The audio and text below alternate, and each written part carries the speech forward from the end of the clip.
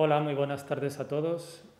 Gracias por venir a este ciclo de conferencias, por atender este ciclo de conferencias que se celebra por primera vez online en el Museo Nacional Thyssen-Bornemisza, un ciclo dedicado al Barón y a la colección del Museo Nacional Thyssen-Bornemisza y que se enmarca dentro de las actividades del centenario que celebramos este año del Barón Hans-Heinrich Thyssen-Bornemisza.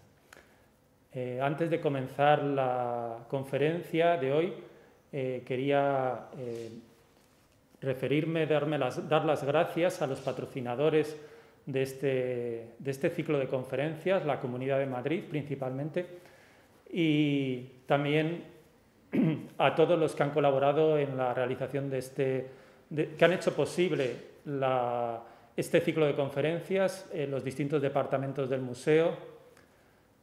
También la empresa Creamos, que está llevando el soporte técnico, y a todos los ponentes, por supuesto, que van a colaborar, que van a participar en las distintas sesiones, las 10 sesiones. En la primera empiezo yo, mi nombre es Juan Ángel López, por si no me conocen, soy conservador y responsable de contenidos del Museo Thyssen-Bornemisza. Y sin más dilación voy a comenzar con la conferencia de hoy, dedicada a un conjunto de cuadros en continua revaluación. En mi última conferencia del pasado 8 de febrero, titulada El Barón y sus inicios del coleccionismo moderno, aludí al hecho sorprendente de que en 1961 Hans-Heinrich Thyssen-Bornemisza, a quien vemos aquí,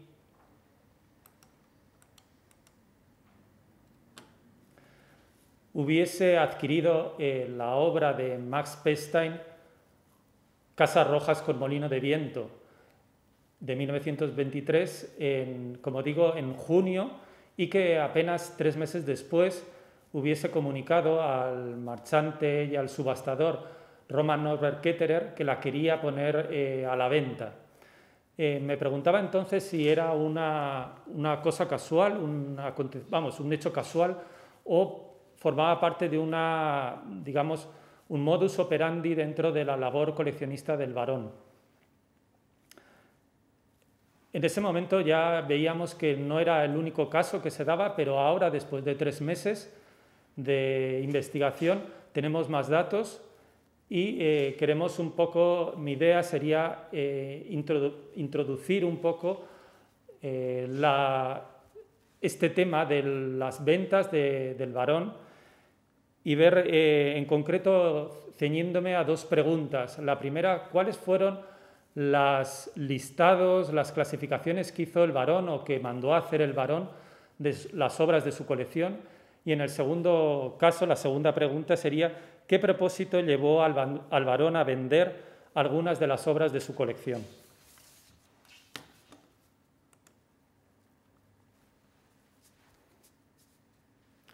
Bien, el 15 de noviembre de 1937, el barón Heinrich Thyssen-Bornemisza redactó su primer testamento. En él estableció a su hijo menor, Hans Heinrich, Heini, como todos le conocían, y al que como le referiremos en adelante en algunas ocasiones, como su principal heredero. A sus otros 3 hijos, Stefan, Margit y Gabriel, les asignó exclusivamente la legítima, esto es, la porción de bienes de la que el testador no puede disponer por habérsela reservado la ley a determinados herederos, llamado por esto herederos forzosos. Respecto a la colección Slor-Rojón, como se la conocía entonces, debía pasar íntegramente a manos de Heini.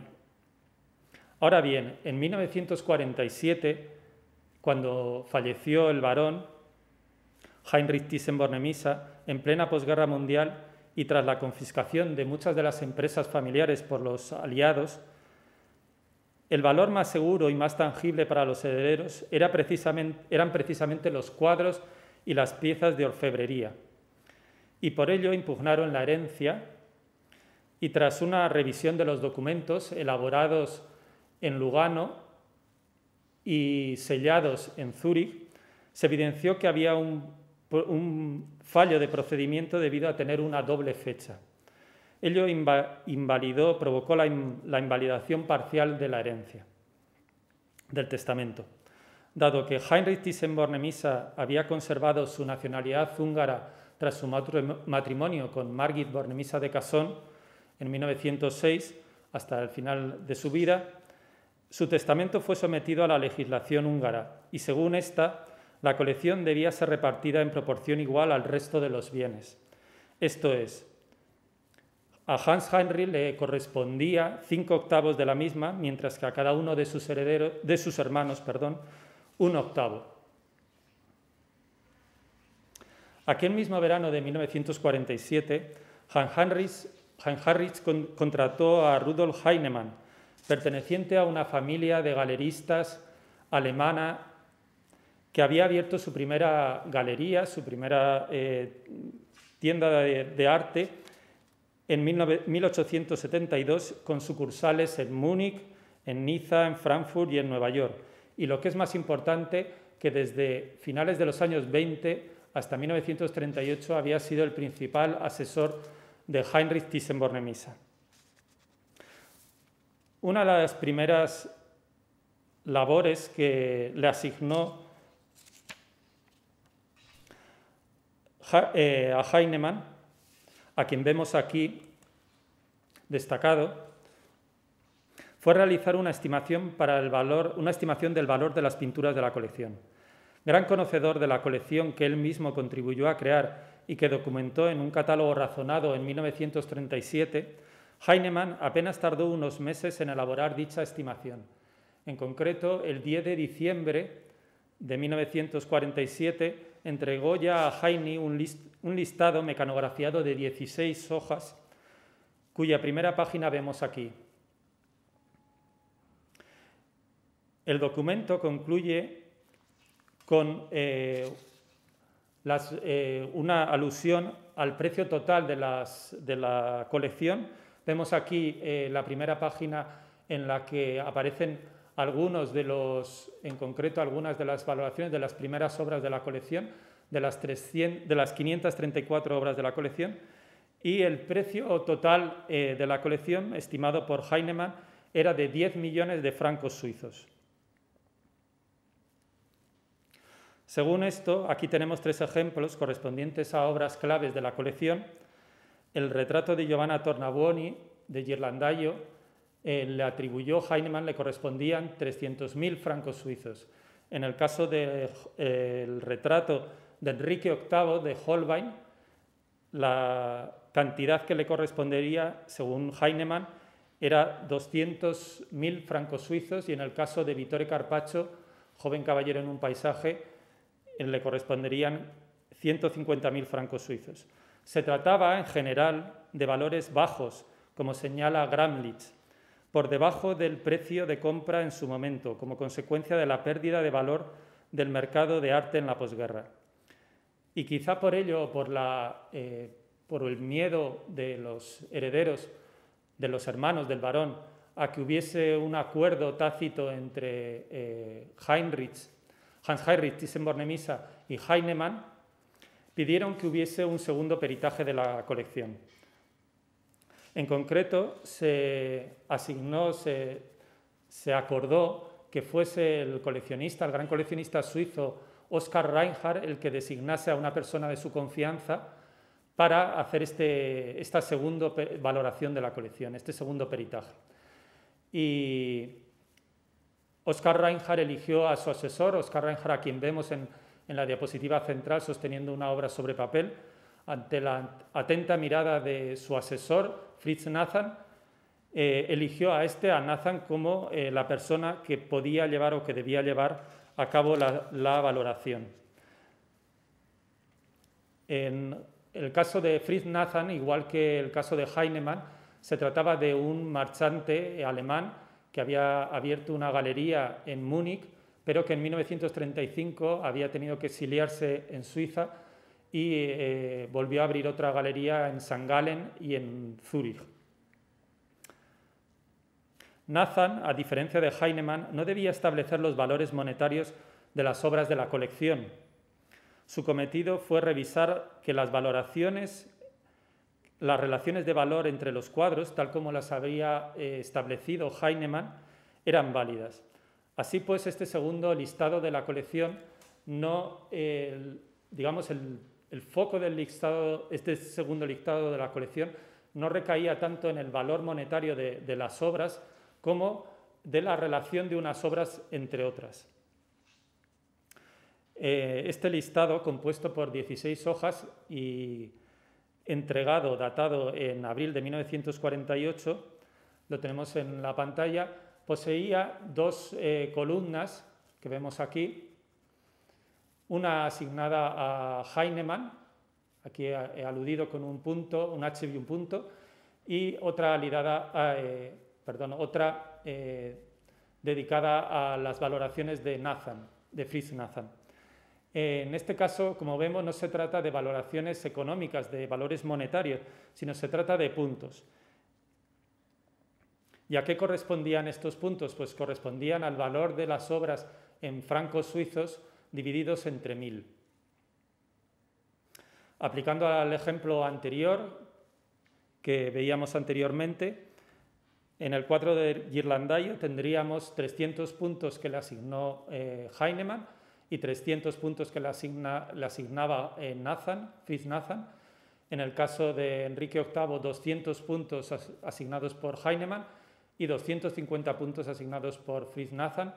Y en el caso del joven caballero, en un paisaje, 150 puntos por Heinemann, 200 puntos por Fritz Nathan.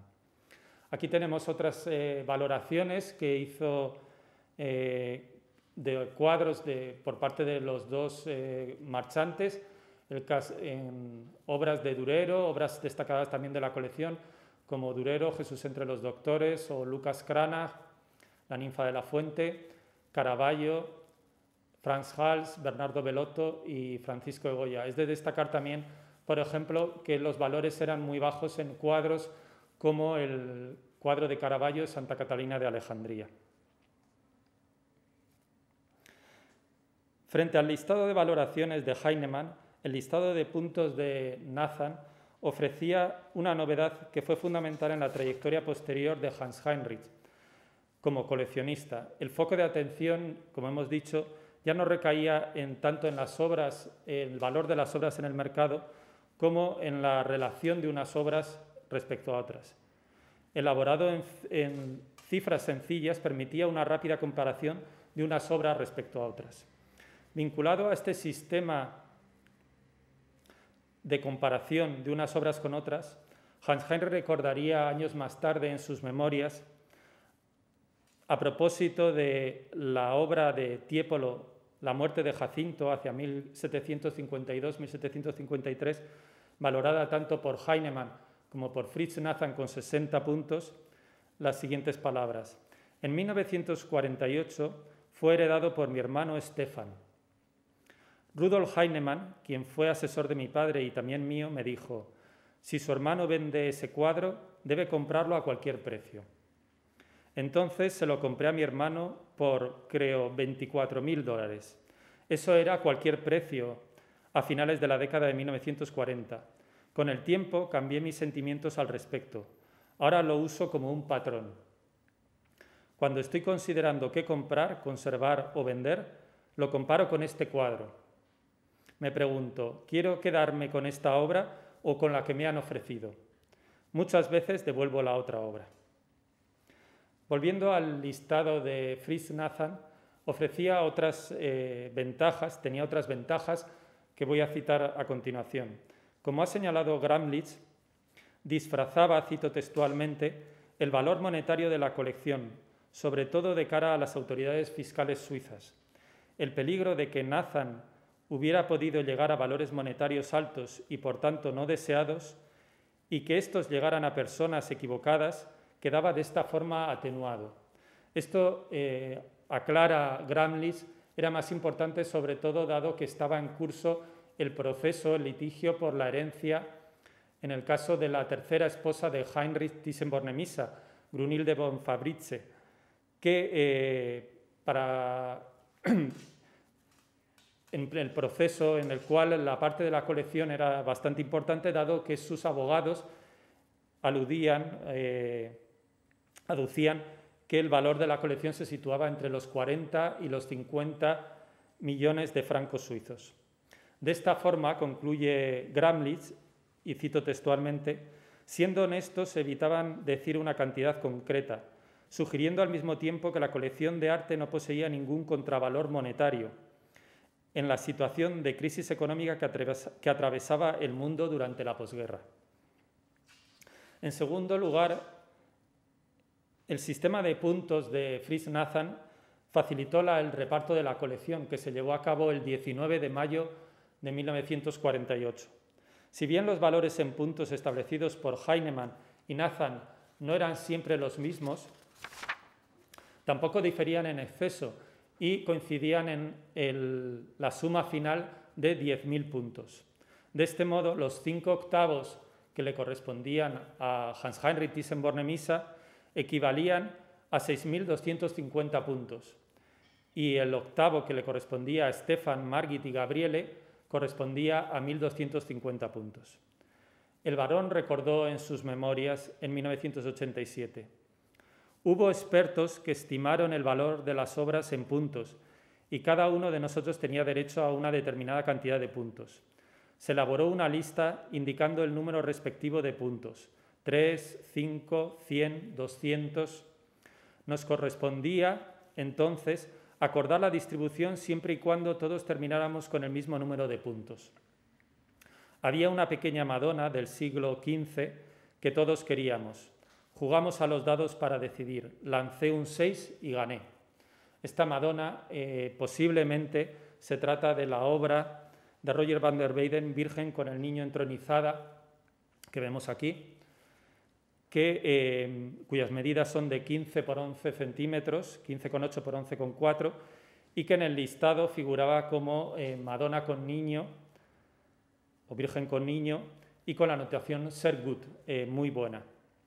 Como he dicho, el barón interiorizó aquel método para contabilizar sus pinturas, para clasificar sus pinturas por puntos, y tras la publicación del segundo catálogo razonado de la colección en 1958, cuya portada vemos aquí, lo puso en práctica de nuevo.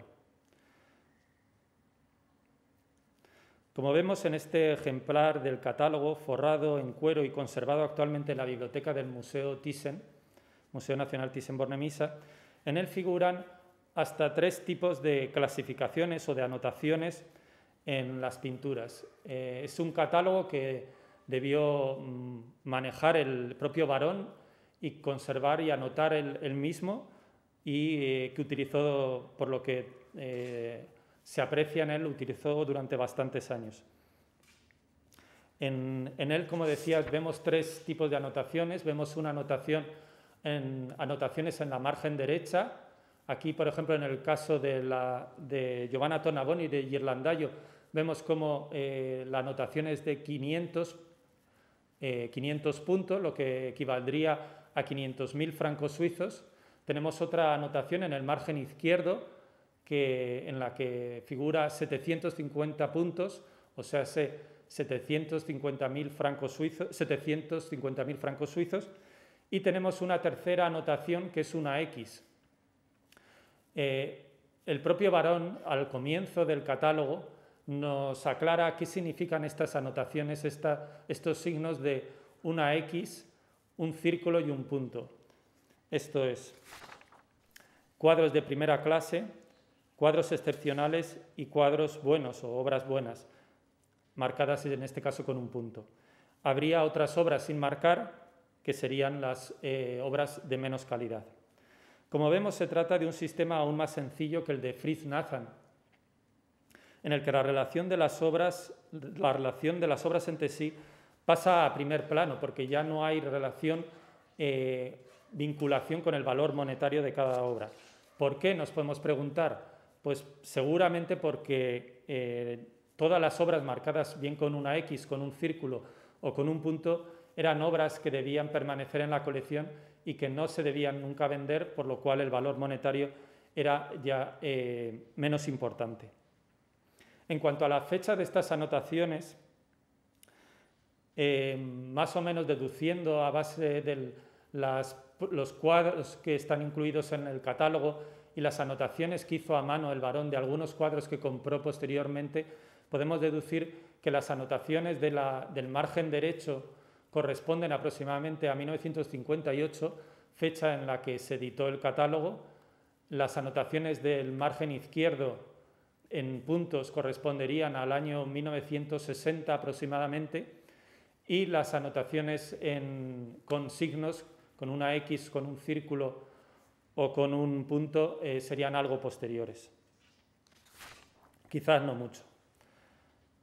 Tenemos constancia de algunos otros inventarios que se hicieron en Villa Favorita, pero voy a referirme ahora en concreto a uno de 1981 que elaboró Simón de Purí, el conservador de la colección, entre 1979 y 1986.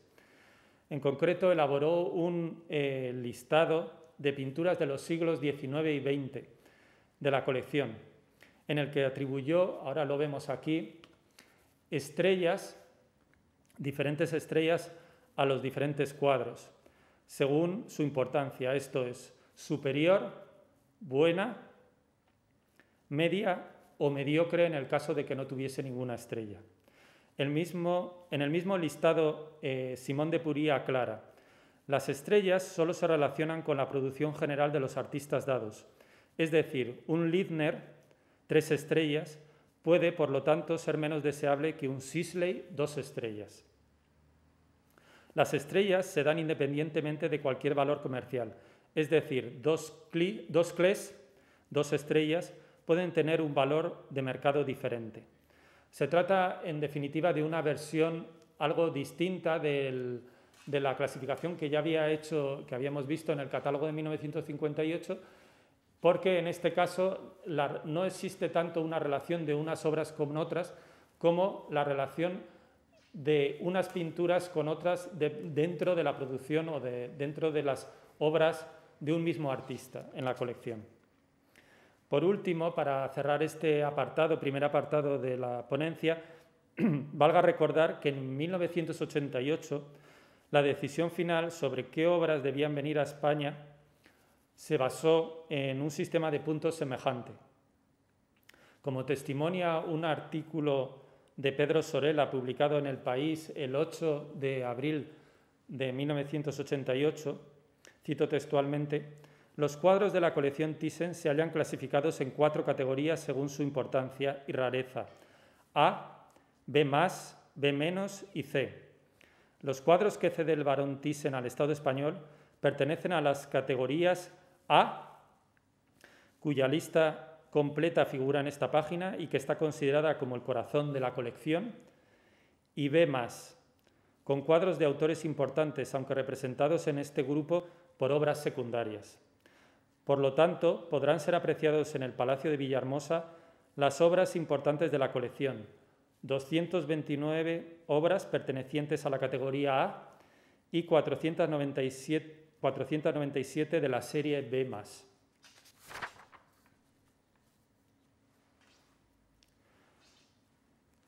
Ahora bien, ¿qué repercusión tuvieron estos listados en la adquisición y venta de obras de arte por parte del barón?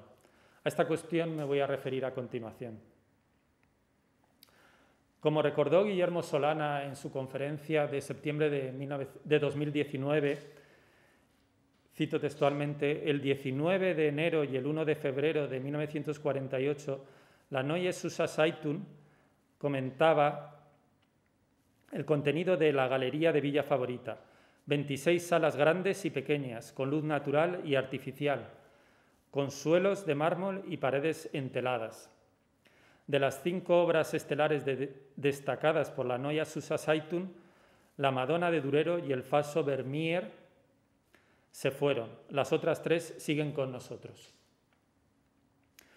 El propio barón recordó en sus memorias: en 1947, cuando se dividió la colección de mi padre, Gulbenkian mostró interés en algunas de las pinturas. Yo no estaba muy interesado en venderlas, pero él insistió. Acordamos el Memling, que yo había fijado en $300.000, pero él solo me ofreció la mitad. Por lo demás, en un memorándum del 8 de abril de 1948, esto es casi un mes antes del reparto de la colección, un memorándum al que hemos tenido acceso gracias al archivo de Duisburg, su autor, Harry Woodford, próximo a la National Gallery of Art de Washington, señalaba: la semana pasada recibí una llamada telefónica de Heinemann en la que me dijo que acababa de tener noticias de Henry Thyssen, pero que estaba muy preocupado por los rumores de que parte de la colección había sido ofrecida en venta al Metropolitan Museum de Nueva York. Y anota el mismo Woodford: algo me dice que Heinemann simplemente estaba tratando de sondearme para averiguar si tales pasos habían sido tomados allí o en otro sitio. Y lo que es más importante, Woodford alude en este memorándum al interés de la National Gallery of Art, cito textualmente de nuevo, en comprar algunas de estas pinturas, más particularmente el Ghirlandaio de la colección Morgan, el Gran Franz Hals de la colección Otto Kahn y el Carpaccio.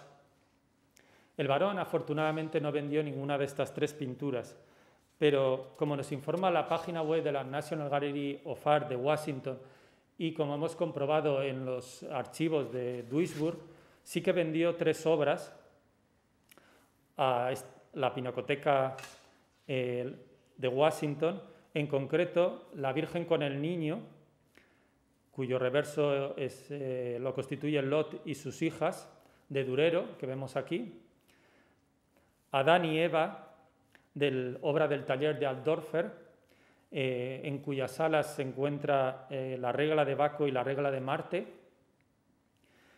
y la Santa Verónica con el cáliz de San Juan Evangelista en el reverso de Hans Memling. Todas ellas fueron consignadas en la Galería Knoedler de Estados Unidos, de Nueva York, en 1950. La Galería Knoedler a la cual estaba vinculado Heinemann, y fueron adquiridas entre octubre de 1950 y febrero de 1951 por la Fundación Samuel H. Kress Foundation. Y más tarde, en 1952, fueron donadas a la National Gallery of Art.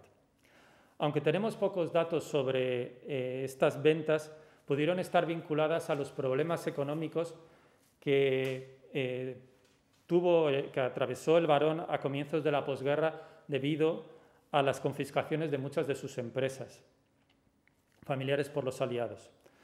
También salió de la colección, por razones que desconocemos, el retrato de Giuliano de Medici, de 1475, que vemos aquí, de Botticelli. Obra que había pertenecido a Otto Kahn, al gran banquero Otto Kahn, que fue adquirida por Heinrich Thyssen-Bornemisza en 1934 y que fue a parar a la familia Crespi-Morbio en 1956. Pero al margen de las obras referidas, las salidas de obras importantes de la colección fue muy restringida. De hecho, con ocasión del préstamo del cuadro de Holbein, Enrique VIII, retrato de Enrique VIII, a la National Gallery de Londres en el invierno de 1957, el comentarista de la prestigiosa revista de Connoisseur escribió, tras lamentar la pérdida de la pintura de Holbein por parte del patrimonio nacional inglés, escribió lo siguiente: de hecho, es poco probable que esta pequeña y magnífica pintura, que mide solo 11 por 7 pulgadas, regrese a Inglaterra. El barón Thyssen está comprando cuadros para la galería de pinturas adjunta a su villa favorita en Castañola, cerca de Lugano, y no los vende como hace algunos años. De las 363 obras que el barón heredó en 1948, 10 años después que yo haya podido contabilizar, había puesto a la venta o había regalado en algunos casos 49 obras, sin incluir las obras del siglo XIX que no están incluidas en el catálogo de la colección de 1958. Se trataba de obras de artistas menores o, en la mayor parte de los casos, de obras de atribución dudosa. Entre estas últimas encontramos nombres como los de Carpaccio, Correggio, Fragonard, Gainsborough, Goya, Van Goyen, Greus, Guardi, Hals, Murillo, Reynolds, Rivera, Rubens, Zurbarán y Velázquez. En 1964, el cómputo de obras vendidas, en este caso incluyendo ya las obras del siglo XIX, se había elevado a aproximadamente unas 110 obras, con autores como Abercamp, Giovanni Bellini, Böcklin, Francesco del Cosa, Carlo Dolci, Wilhelm Leibel, Eugenio Lucas, Adolf von Menzel, Palma el Joven, Terborch, Hans Thoma y Willem van der Velde II. Y tal como recoge un listado del 1 de enero de 1964, tan solo en el año 1963 se pusieron a la venta 26 obras. No en vano, año y medio antes, o quizá pudiese haber estado relacionado con esta venta, aunque no tenemos confirmación segura, el que, como decía, año y medio antes, el marchanter Roman Norbert Ketterer, a quien vemos aquí, había escrito en una carta al barón: le agradecería mucho que me enviara fotos, procedencias y toda la información necesaria de las pinturas de maestros antiguos que pretenda vender al mismo tiempo que el precio de venta. De inmediato quiero hacer todo lo posible para lograr un resultado favorable. Si avanzamos hasta 1975, encontramos nuevas ventas de cuadros del Bosco, de Courbet, de Pietro Longhi, de Hans von Magis, de David Teniers y de Vermeer. Resumiendo, para entonces, para 1975, Hans-Heinrich Thyssen-Bornemisza había vendido o había regalado en algunos casos unas 125 obras de las que había heredado de la colección de su padre. Esto es un tercio de las 363 que le correspondieron. En bastantes casos, dichas ventas fueron acompañadas de adquisiciones de cuadros mejores. He aquí algunos ejemplos, como este del cuadro Hombre de perfil del Círculo de Francesco del Cosa, que salió de la colección entre 1958 y 1963 y que le sustituyó el magnífico cuadro, el espléndido retrato de hombre con sortija del museo, comprado en 1956. O este otro ejemplo de San Sebastián, atribuido a Giovanni Bellini, que fue sustituido por el bellísimo Asunto místico, adquirido en 1964, una de las obras, por cierto, preferidas en mi caso. Y finalmente, el retrato de la archiduquesa Isabel Clara Eugenia, regente española de los Países Bajos, vestida de monja, de 1625. Esta obra fue vendida a través de la empresa Pinacos, que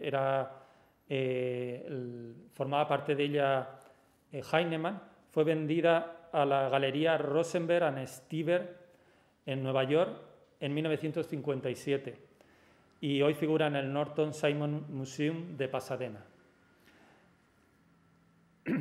Y en esta obra, en el mismo año, en 1957, fue sustituida, o el barón adquirió otra obra también de Rubens, mucho mejor, que es el estupendo cuadro de Venus y Cupido de hacia 1906-1911. Según figura en la página web del Norton Simon Museum, la obra fue vendida por Margit, la hermana del barón. Sin embargo, los documentos de Duisburg aseguran que había pertenecido esta obra a Hans-Heinrich Thyssen-Bornemisza. El propio barón dejó testimonio de esta labor de mejora progresiva de la colección de su puño y letra en el catálogo de 1958, ya citado. Así, por ejemplo, aquí arriba vemos cómo el cuadro número 119 de Carlo Dolci, San Sebastián, del que no tenemos imágenes, fue marcado con la palabra Ferk Verkauf, vendido, y fue sustituido por una nueva adquisición, la pintura 119A del mismo artista. El niño Jesús con una corona de flores. En este otro caso, que vemos aquí, a continuación, vemos cómo el varón vendió un lienzo atribuido a Wilhelm van der Velde, segundo, Marina, que había heredado de su padre, y compró un segundo cuadro, El velero en Ámsterdam. De ninguno de los dos poseemos ilustración, poseemos imagen, lo lamento. En el curso de apenas 2 años, los que van desde 1958 a 1960, también vendió este segundo cuadro y compró una tercera obra maestra del pintor de Leiden, La flota holandesa en Gorí, que es el que figura hoy en el Museo Thyssen-Bornemisza. Incluso a mediados de los años 80, el barón, con ayuda de Simón de Purí, elaboró una lista de 39 cuadros de maestros antiguos a subastar, de los cuales vendió 25, correspondientes a pintores como Bartolomeo Veneto, Jacopo Bellini, Adrien Brouwer, Jordaens, Murillo, Teniers el Joven, Tiziano y Zurbarán. De este último, por ejemplo, vendió el cuadro de Santa Inés, que hoy está atribuido al maestro de San Hermenegildo, un seguidor anónimo de Zurbarán, según el catálogo del año 2009 de Odile de Lenda. Dicho cuadro el cuadro de Santa Inés, poseía una extensa bibliografía como obra autógrafa de Zurbarán, y en el año 1979 los historiadores John Walker y Allen Rosenbaum lo incluyeron en el tour de la colección, en la gran exposición de la colección de maestros antiguos que se celebró en Washington, Detroit, Minneapolis, Cleveland, Los Ángeles, Denver, Fort Worth, Kansas City y el Metropolitan Museum of Art de Nueva York. Pero aquel mismo año de 1979, el barón adquirió la bellísima obra de Zurbarán Santa Casilda, de hacia 1635, y posiblemente movido por algunas dudas sobre la atribución de Santa Inés, decidió ponerla a la venta. En cualquier caso, en los años que van entre la posguerra y mediados de los años 80, el mercado artístico de arte antiguo fue bastante restringido debido a la escasez de obras accesibles y a sus altísimos precios. Cabe recordar que el 15 de noviembre de 1961, cuando el barón pujó por el cuadro, aquí lo vemos, por el cuadro de Rembrandt, Aristóteles contemplando el busto de Homero, que se subastó en Park Werner,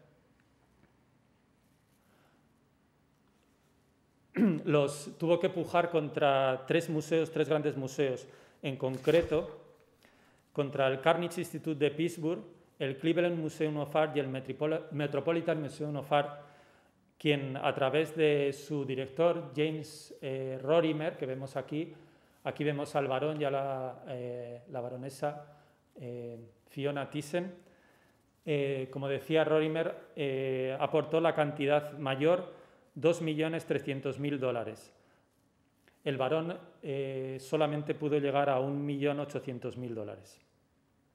Donde Heine encontró mayor campo de acción en tanto que coleccionista fue en el mercado de obras de arte moderno, que vivió un momento de expansión durante la posguerra, con subastas, casas de subastas, como el Sotheby's de Londres o el Stuttgarter Kunstkabinet de Roman Norbert Ketterer, lugar este último donde adquirió, como es sabido, las primeras obras de arte moderno.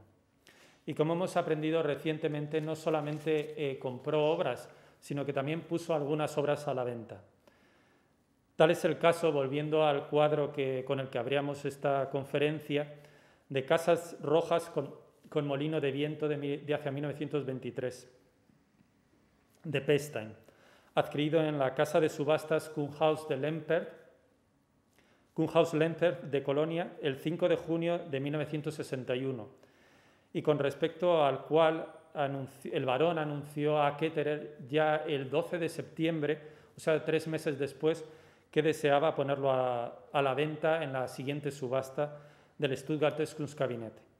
Y lo hizo posiblemente porque ya había acordado con Ketterer la adquisición de un cuadro mejor de Pestein, en concreto la Feria de Caballos de 1910, del mejor momento, del mejor periodo del pintor alemán. Finalmente, Ketterer mandó el 16 de noviembre de 1961 el cuadro a Villa Favorita.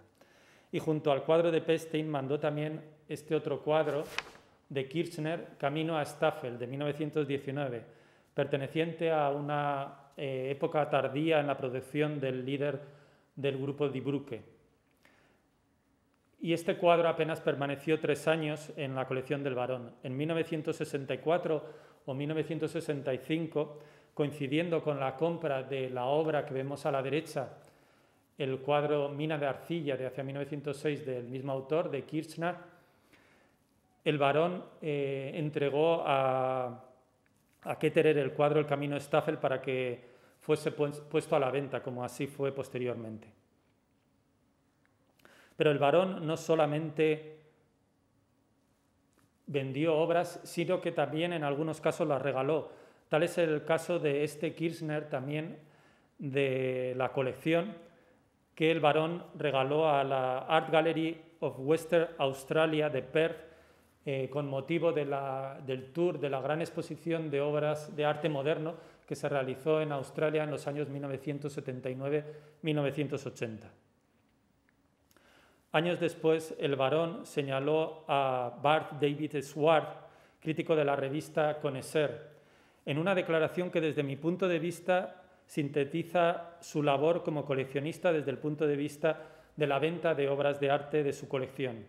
Cito textualmente: «A veces venderé algo o lo cambiaré, tomaré o daré una pintura como pago parcial por otras.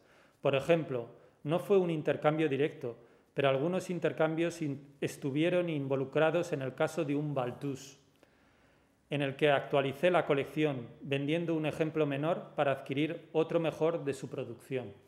El Barón se refiere en concreto al cuadro Jinete sobre un caballo blanco de 1941, adquirido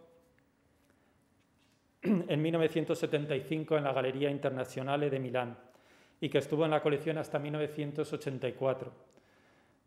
2 años después de la adquisición del cuadro, el monumental cuadro de Balthus, que está ahora en el Museo Nacional Thyssen-Bornemisza, La partida de naipes, 1948-1950, adquirido a través de la Galería Thomas Amann Fine Art de Zúrich. Volviendo al listado de obras modernas que elaboró Simón de Purí en 1981, como señalé anteriormente en él, las relaciones de valor de unas obras con otras no aludían tanto al conjunto de la colección como aludían a las distintas obras del mismo autor que estaban recensionadas en el listado. La razón principal es que la función principal de este listado, no era tanto valorar la colección en su conjunto como poner a la venta las obras menores de un determinado pintor. De hecho, el listado incluye la siguiente puntualización de Simón de Purí. Alguien, valga recordarlo, vinculado a la galería Sotheby's, a la casa de subasta, Sotheby's, y buen conocedor del mercado. Cito textualmente: «Usted me había pedido una lista de todas las obras que podrían venderse o intercambiarse por cosas mejores. En mi opinión, todas las obras con una o ninguna estrella entran en esa categoría. Le agradecería que marcara las obras de las que finalmente desea desprenderse».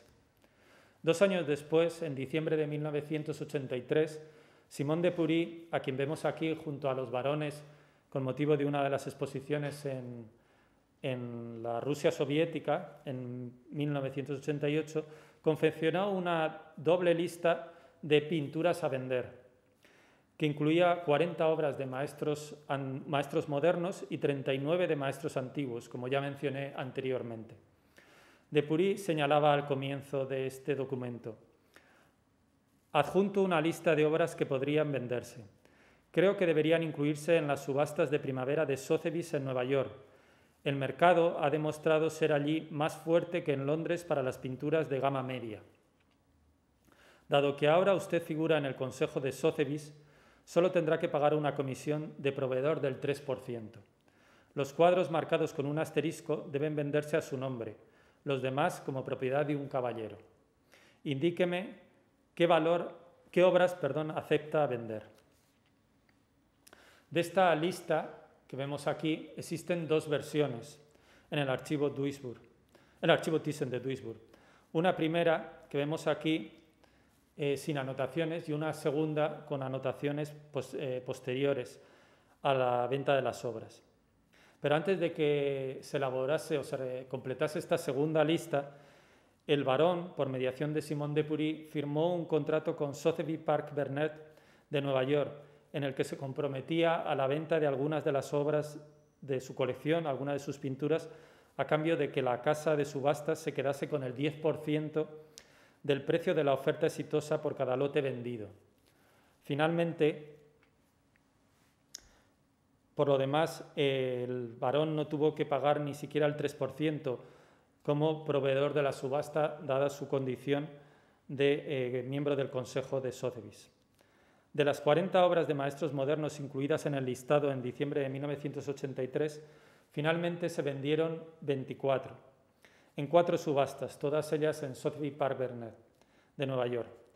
En concreto, Contemporary Art, el 9 y el 10 de mayo de 1984, Impressionist and Modern Paintings and Sculpture, del 15 y 16 de mayo de 1984, Important American Paintings, Drawings and Sculpture, del 30-31 de mayo de 1984, y Impressionist and Modern Drawings and Watercolors, del 27 de junio de 1984. Aquí vemos la portada de la primera subasta citada, la de Contemporary Art, del 9 y 10 de mayo de 1984, y aquí vemos una obra que puso a la venta el barón, en concreto una obra de Robert Motherwell titulada Habana, de 1977, que, como vemos aquí, había figurado en la exposición de maestros modernos que se desarrolló en Australia y a la que he mencionado anteriormente. ¿Qué es lo que nos muestran dichas subastas? Veamos algunos ejemplos. En la subasta del 15-16 de mayo de 1984, el barón puso a la venta el cuadro de Giacomo Balla, Motivo con palabra grazie, que vemos a la izquierda, de 1918-1920, por lo tanto, de una obra de una época menor dentro de la producción del artista futurista italiano, adquirida en 1976 a través del playboy y marchante de arte italiano Franco Rapetti. Antes de ponerla a la venta, como vemos aquí, el barón había adquirido en 1978 otra obra mucho más importante, una obra maestra de la producción de Balla, Manifestación Patriótica, de 1915. Algo similar ocurre en el caso de Jawlensky. El barón adquirió en fecha temprana el cuadro titulado Niña, hacia 1908, en concreto en 1961, en una galería en Ascona, Suiza. 6 años más tarde adquirió La Pensativa en Sotheby's, Londres, una obra de 1912, y en 1975, a través de la Galería Grossenik de Düsseldorf, adquirió el cuadro que hoy está en el Museo Thyssen-Bornemisza, El Velo Rojo, también de 1912.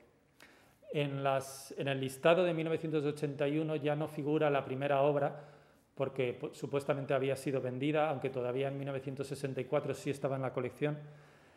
Y respecto a las otras 2 obras, Simon Depury anotó en el listado: la última, de la misma fecha, es inferior a la anterior, El Velo Rojo, y puede venderse bien. Y efectivamente, La Pensativa fue puesta a la venta en la subasta del 15-16 de mayo de 1984, arriba referida. Pero tanto en el caso de Bala como Jawlensky son artistas representados únicamente por una obra en la colección Thyssen-Bornemisza. En otros casos, el Barón atesoró varias obras de la producción de cada artista.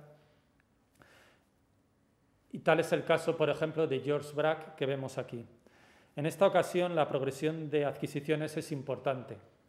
En 1976 compró una obra maestra del pintor francés, cofundador del cubismo, Mujer con mandolina, de 1910, en la Galería Internazionale de Milán. Un año más tarde adquirió también, en este caso a través de Franco Rapetti, una obra de menor calidad, Naturaleza muerta con botella, vaso y frutero, de 1930. El Barón continuó la serie de adquisiciones de obra del pintor francés con otra pintura destacada de la gestación del cubismo, el Parque de Carrière Saint-Denis, de 1909, en 1978. Y un año más tarde adquirió la monumental composición del Mantel Rosa a través de Sotheby Park Vernet en Nueva York, obra que había figurado en la gran retrospectiva del año 38 en la Galería Rosenberg. En el listado de 1981 de Simone de Pury, el Barón marcó la segunda de las obras citadas como obra para ser vendida, y en efecto fue vendida en Sotheby Park Vernet en los días 15 y 16 de mayo de 1984. Años más tarde, en 1997, el Barón y la baronesa Carmen Thyssen adquirieron otra obra fundamental, muy destacada de la obra de la producción de George Braque, Marina Lestat, de 1906, de su periodo Fauve, anterior al cubismo. El último ejemplo que he traído es de otro cubista, otro pintor cubista, en concreto Juan Gris. En 1975 el Barón adquirió El velador delante de la ventana, de 1921, correspondiente a una época tardía de la producción del pintor madrileño, carente en cierto sentido del rigor compositivo y cromático de su mejor época. Fue adquirida en la Galería Internazionale. Al año siguiente, dos obras de mayor importancia, Botella y frutero, 1919, también en la Galería Internazionale, y el dibujo a grafito y lápices de color Bodegón, de 1913, del periodo anterior a la Primera Guerra Mundial, al coleccionista Alain Tarica, de París. 2 años después, en 1978, el Barón completó la serie con una obra maestra, El fumador, Frank Haviland, también de 1913, adquirido a través de Andrew Crispo.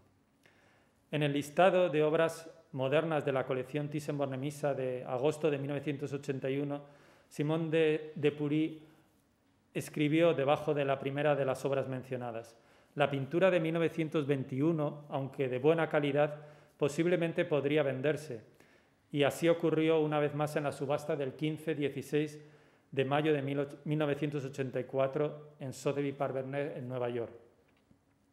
Pero la progresión de compras de Juan Gris no acabó ahí, sino que 2 años más tarde de esta venta, el Barón adquirió, en este caso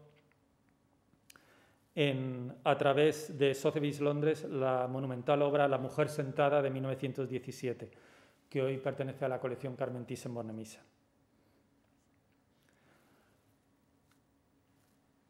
Bien, el Barón señaló en sus memorias: I was lucky, the rest was hard work. He tenido suerte, el resto ha sido trabajo duro. Y en efecto, aun siendo un coleccionista intuitivo y que no compraba ateniéndose al consejo de un grupo de asesores, como era ya natural en su época, como era habitual, tras la forja de su colección existió un profundo trabajo de evaluación y mejora continuada, que presuponía una concepción de la colección como un organismo vivo. Tal como creo haber demostrado, la importante política de ventas del Barón de obras de su colección, si se la puede llamar así, no tuvo un afán especulativo, ni mucho menos. Todo lo contrario, sirvió para depurar la colección de las obras menos valiosas, aumentando la calidad en su conjunto de la colección. Sin este trabajo no habría logrado convertirse en una de las mejores, más equilibradas y completas colecciones privadas de pintura occidental del siglo XX. En definitiva, lo que he tratado de mostrar aquí es solo un ejemplo de la paciente labor de depuración y mejora de la colección desarrollada por el Barón a lo largo de los años. A ella hay que sumar otras facetas de su labor como coleccionista, no menos importantes, como puede ser su preocupación por la restauración y conservación de los cuadros, por la difusión de su colección y por la documentación de la colección. Facetas a las que a buen seguro aludirán los próximos ponentes a lo largo de este mismo ciclo. Gracias.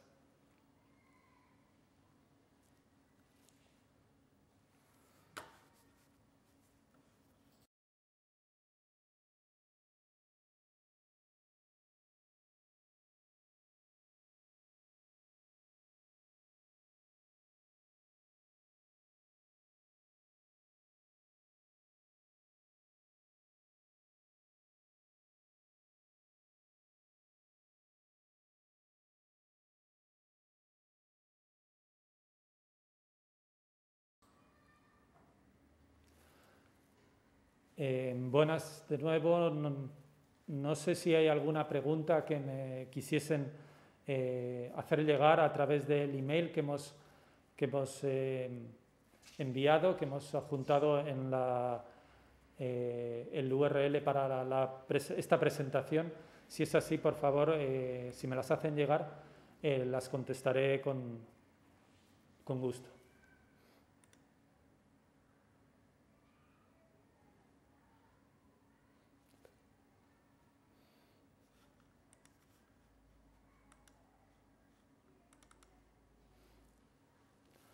Bueno, parece que no hay ninguna pregunta. Pues muchas gracias a todos por atender esta conferencia y el próximo martes tendremos la siguiente conferencia del ciclo. En este caso la impartirá la conservadora de arte moderno Clara Marcellán, que nos hablará sobre las pinturas de arte moderno en las residencias privadas del Barón, por ejemplo, Villa Favorita o Daylesford. Muchas gracias a todos por atender esta conferencia y hasta la semana que viene.